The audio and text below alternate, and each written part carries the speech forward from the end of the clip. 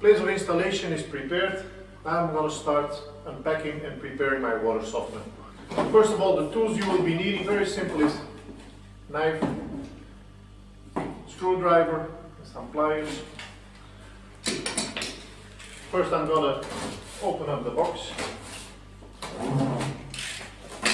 like this.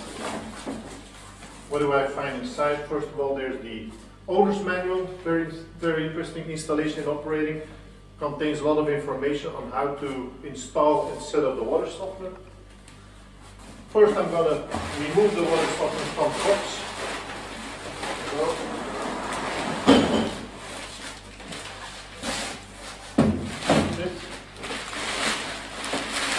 Remove the plastic.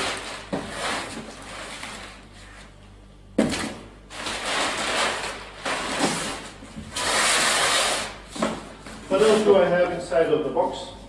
I have the transformer. I have drain tube. I have the adapters, 3/4 inch male adapters. And then depending on the extra options that you took, there could be the factory bypass,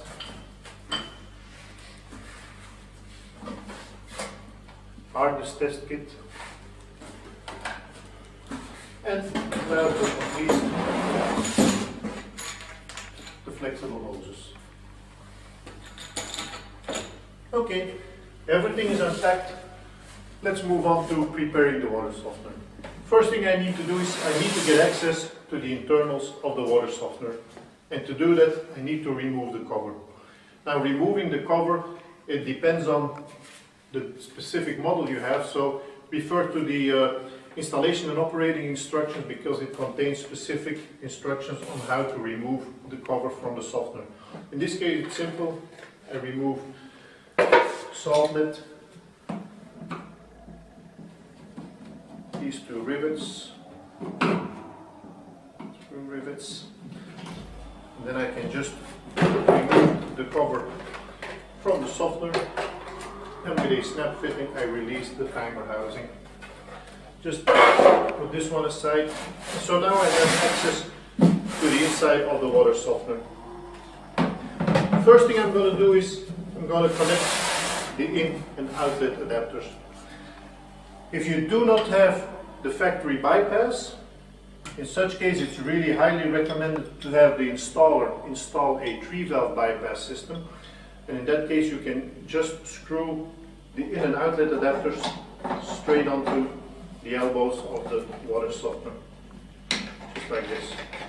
Just tighten them by hand and do the same thing for the outlet and the inlet both, like this. Now in this case we do have the factory bypass included. What I'm going to do here is I have 2 gaskets, one for each nut. Just put them in and I'm going to screw the bypass straight onto the control valve. Like this. I'm just going to tighten the nuts by hand. Like that. And now I screw the 3/4 inch threaded adapters onto the bypass.